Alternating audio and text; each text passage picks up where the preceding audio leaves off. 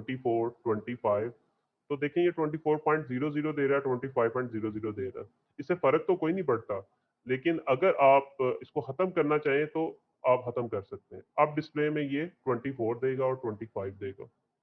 अगर आपको डेसिमल की जरूरत नहीं है तो आप इसको खत्म भी कर सकते हो, इंक्रीज भी कर सकते हो। नेक्स्ट वही जो मैंने आपको बताया था लेबल, उससे नेक्स्ट है वैल्यूज। वैल्यूज को मैं आपको नेक्स्ट में समझाऊंगा आपको। इससे नेक्स्ट है मिसिंग वाला, उससे नेक्स्ट है कॉलम्स। कॉलम्स की विड्थ मैंने आपको बता दी, कम भी कर सकते हो, बढ़ा भी सकते हो, और बाय डिफॉल्ट जो सा इसकी 8 विड्थ होती है। अलाइनमेंट का भी बता दिया आपको। इसके बाद स्केल्स पे आ जाओ। अब जो एज है, अगर मैं आपसे क्वांटिटेटिवली ले रहा हूँ, क्वांटिटेटिवली मतलब आपसे एग्जैक्ट एज पूछ रहा हूँ, तो इसका मतलब है ये स्केल, मतलब क्वांटिटेटिव डेटा है, इसको इसके लिए आप स्केल यूज करोगे। हाँ, अगर मैं इस तरह पूछ रहा हूँ as less than 25 greater equal to 25, इस कैटेगरी में ले गया हूँ, तो फिर ये जो सा है ये नॉमिनल या ऑर्डिनल की तरफ चला जाता है। ठीक है। और कोशिश करें जब भी आप कोई क्वेश्चन डिजाइन करें या जब भी कोई आप कोई इंफॉर्मेशन लें, कोशिश करें जो क्वांटिटेटिव इंफॉर्मेशन मिल सकती है ना उसको क्वांटिटेटिव ही लें। कभी भी उसको क्वालिटेटिव या कैटेगराइज करने की कोशिश ना करें। सॉफ्टवेयर एक सिंगल कमांड से आपकी क्वांटिटेटिव इंफॉर्मेशन को क्वालिटेटिव में कन्वर्ट कर देगा। लेकिन अगर आपने, जैसे फॉर एग्जांपल मैं देता हूँ, आपकी एक मेरे पास ऑप्शन ये है कि मैं आपसे एग्जैक्ट एज पूछ लूँ आप लोगों से। दूसरी ऑप्शन ये है कि मैं आपको क्वेश्चन में ये ऑप्शन दूं, लेस देन 25, 25 से 30, ग्रेटर इक्वल टू 30। इन तीन कैटेगरीज में से रिस्पोंडेंट किसी एक को क्लिक करते हैं। ठीक है। वेरिएबल सेम है लेकिन उसको पूछने का तरीका दोनों का डिफरेंट है। ठीक है। अब क्या है कि एज अगर क्वांटिटेटिव होती तो बाद में मुझे उसे उसको इन तीन कैटेगरीज में कन्वर्ट करना कोई मुश्किल ना होता, मैं जस्ट एक सिंगल कमांड से ना इसको कन्वर्ट कर सकता था। लेकिन अगर मैं ली क्वालिटेटिव है, इस फॉर्म में लिया लेस देन 25 या 25 से 30 ग्रेटर देन 30, तो इसमें मैं फिर दोबारा क्वांटिटेटिव में नहीं जा सकता। तो ये जब मैंने आपको स्केल्स पढ़ाए थे तो मैंने बताया था कि हर पावरफुल स्केल को उसके प्रीवियस वीकर स्केल में कन्वर्ट किया जा सकता है, वीकर स्केल को पावरफुल स्केल में कन्वर्ट नहीं किया जा सकता। तो सबसे पावरफुल स्केल जो है वो रेशियो स्केल है, और सबसे वीकर स्केल जो है वो नॉमिनल स्केल है। नॉमिनल के बाद ऑर्डिनल आता है, ऑर्डिनल के बाद इंटरवल आता है, इंटरवल के बाद रेशियो आता है। तो मैंने इसी सीक्वेंस से आपको पढ़ाया था। तो कहने का यहाँ पे पर्पज ये है कि जो इन्फॉर्मेशन आपको क्वांटिटेटिव मिलती है वो क्वांटिटेटिव ही लिया करें, क्योंकि क्वांटिटेटिव इन्फॉर्मेशन ज्यादा पावरफुल होती है एज कम्पेयर टू क्वालिटेटिव। तो इसलिए हम इसको स्केल पे रख रहे हैं यहाँ पे। तो ये यहाँ पे हो गए दो वेरिएबल्स हमारे कंप्लीट हो गए। लेट्स सपोज अब मैं थर्ड वेरिएबल लेता हूँ, वो है जेंडर। तो एक बात देखिए, मैं वेरिएबल यहाँ पे डिफाइन कर रहा हूँ, और यहाँ पे डेटा व्यू में अगर देखें तो उनके ऊपर नेम आते जा रहे हैं। ठीक है। पहले वी ए आर लिखा हुआ था, वी आर लिखा हुआ था, अब देखिए उनके नेम आ रहे हैं। तो इस पे नेम आ गया, इसमें एज आ गया, और दोनों का जो सिंबल है वो डिफरेंट है। ये सिंबल होता है फॉर नॉमिनल के लिए जो सर्कल से बने हुए हैं, ये सिंबल होता है फॉर क्वांटिटेटिव डेटा के लिए।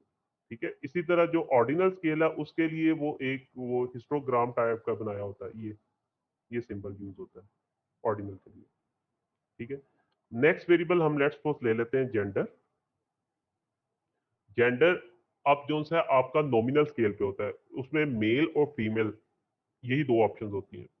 अब जब क्वेश्चन डिजाइन करते हो आप क्या करते हो, आप उसको कैटेगराइज कर देते हो, 1 फॉर मेल 2 फॉर फीमेल, या 1 2 कह देते हो या ए बी कर देते हो। आप कोशिश किया करें, अगर कोई आपका क्वालिटेटिव वेरिएबल है तो क्वालिटेटिव वेरिएबल को जो साथ वो असाइन करते हैं ना, उसको क्या कहना चाहिए, जो ए बी सी वगैरह ऑप्शन जो देते हो, वो ऑप्शन ए बी सी ना दिया करो।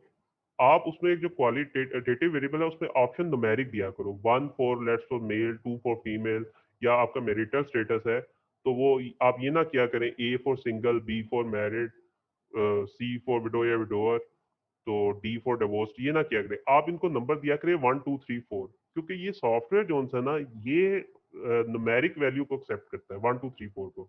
तो बेहतर ये है कि आप 1 2 3 4 ही दें तो बेहतर है। तो ताकि बाद में आपको डेटा एंटरिंग करनी हो तो आप 1 2 3 4 की फॉर्म में एंटर कर लो आप। तो इसलिए जेंडर को लेट्स सपोज मैं यहाँ पे दे रहा हूँ 1 फॉर मेल, 2 फॉर फीमेल। तो फिर इसका मतलब है मैंने सॉफ्टवेयर में ये नहीं लिखना male female male female male female जैसे एक्सेल में लिखते हैं। इधर मैं जस्ट सॉफ्टवेयर को 1 2 दूंगा। ठीक है? लेकिन सॉफ्टवेयर को मैं बता दूँगा कि 1 का क्या मतलब है और 2 का क्या मतलब है। तो इसलिए जो जेंडर वेरिएबल है इसका मतलब है यहाँ पे इसकी 2 ही ऑप्शन आएँगी 1 और 2। तो 1, 2 जब आ गई तो फिर इसका मतलब है हमें डेसिमल में जाने की ज़रूरत नहीं है। यहाँ पे अगर लेबल डिस्क्रिप्शन लिखना चाहते हैं तो आप लिख सकते हैं। ये जो कॉलम है अभी मैं इस पे नहीं आया था, अब मुझे इस पे आना पड़ेगा क्योंकि ये कॉलम किस चीज़ के लिए है, ये कॉलम बेसिकली है, ये जो आपने अभी मैं बता रहा था ना कि सॉफ्टवेयर को भी तो बताना है ना 1 का क्या मतलब है या 2 का क्या मतलब है। तो ये जो वैल्यूज़ है ना, ये यहाँ से इन सॉफ्टवेयर को बताना है।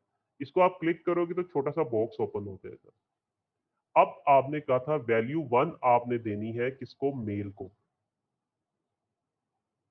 ये आपने ऐड का बटन प्रेस कर देना है, ठीक है? वैल्यू 2 आपने असाइन करनी है फीमेल को। ये आपने ऐड का बटन प्रेस कर देना है, ठीक है? अगर इसमें कोई गलती आ जाए तो आप उस पे क्लिक करके आप इसको रिमूव भी कर सकते हो, आप उसको चेंज भी कर सकते हो। तो मिस्टेक आपने ठीक करनी है। लेट्स सपोज़ आपने करना था मेल को नहीं जी मैंने 0 कहना था, तो ये 0 करके आप यहाँ चेंज का बटन भी प्रेस कर सकते हो। तो आप रिमूव भी कर सकते हो और चेंज भी कर सकते हो इसको। तो आप ओके कर दें। तो ये सॉफ्टवेयर को अब आपने बता दिया है कि 1 का क्या मतलब है, 2 का क्या मतलब है। अब आ जाएँ यहाँ पे ये बाकी सारे वही हैं। अब इसका मेजरमेंट स्केल क्या होगा जी स्टूडेंट्स? कोई बताएगा मुझे?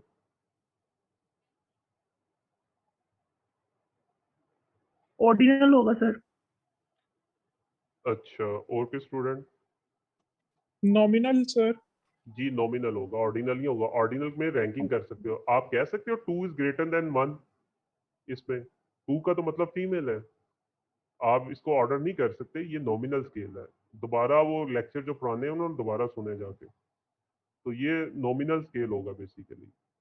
तो ये एक नया वेरिएबल आ गया। इसके बाद आपकी मैं ले लेता हूँ नेक्स्ट एजुकेशन। एजुकेशन भी 2 तरह ली जा सकती है। एक तो आप ईयर्स ऑफ एजुकेशन ले लें। मतलब जैसे 10th किया तो उसका 10 ईयर एजुकेशन का है, जिसने 12th किया एफए एफएससी किया उसका 12 ले लें, जिसने मास्टर्स किया हुआ है